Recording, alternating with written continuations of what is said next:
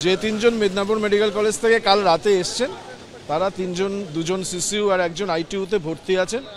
তিনজনই ক্রিটিক্যাল আছেন। ডাক্তাররা এবং মেডিকেল বোর্ড তাদের চিকিৎসা করছেন। দুজন ভেন্টিলেটরে, একজন এখনো ভেন্টিলেশনে। বোর্ড মিটিং কালকে রাতে হয়েছে 5 জনের মেডিকেল বোর্ড। আজকে বিকেলে আবার 8-9 জনের মেডিকেল বোর্ড আবার রিভিউ করবে।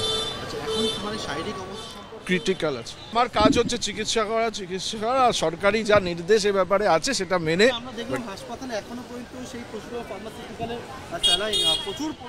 সেগুলো এখন তো মানে ফিরিয়ে আনা হচ্ছে। স্টোরে দেখেছো তোমরা?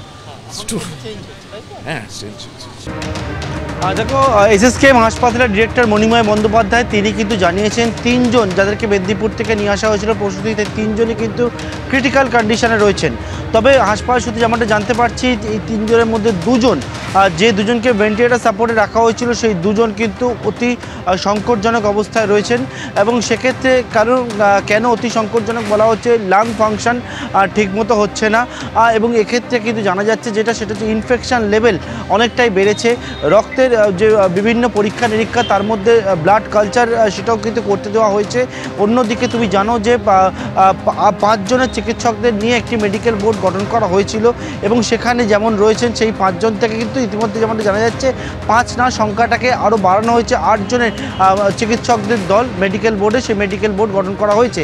এবং সেক্ষেত্রে যেমন ক্রিটিক্যাল কেয়ার বিশেষজ্ঞ রয়েছেন, আর অন্যদিকে কার্ডিওলজিস্ট রয়েছেন, নেফ্রোলজিস্ট রয়েছেন এবং সেই মেডিকেল বোর্ডের চিকিৎসকেরা তারা কিন্তু আজকে বিকালে সেই বোর্ডের চিকিৎসকেরা আবারও বসবেন এবং আগামীতে কীভাবে কি চিকিৎসা পরিষেবাকে এগিয়ে নিয়ে যাওয়া যায় সেই বিষয়ে তারা পর্যালোচনা করবে। সুব্রজিৎ, নিঃসন্দেহে এটা উদ্বেগজনক, তার কারণ সংক্রমণের মাত্রা বেড়েছে বলে জানানো হচ্ছে।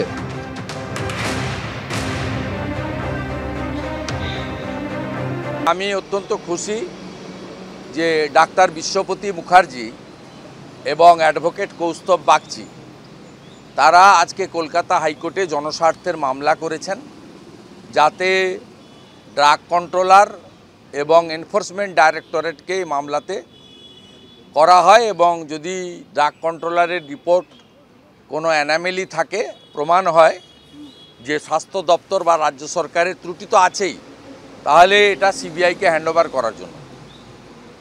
এবং লিভ গ্র্যান্টেড হয়েছে বলে আমি কৌস্তব বাগচির কাছ থেকে জেনেছি। এটা ক্ষমার অযোগ্য হয়েছে।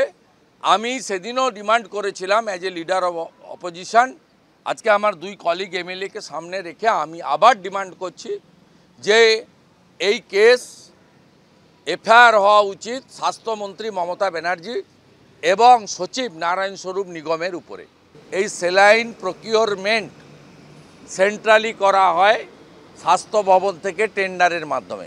13ই ডিসেম্বর কর্ণাটক সরকার বলার পরেও প্রায় 3 সপ্তাহের বেশি, 1 মাসের কাছাকাছি এই বিষয়ে সরকার কোনো পদক্ষেপ গ্রহণ করেনি। এটা ক্ষমার অযোগ্য অপরাধ।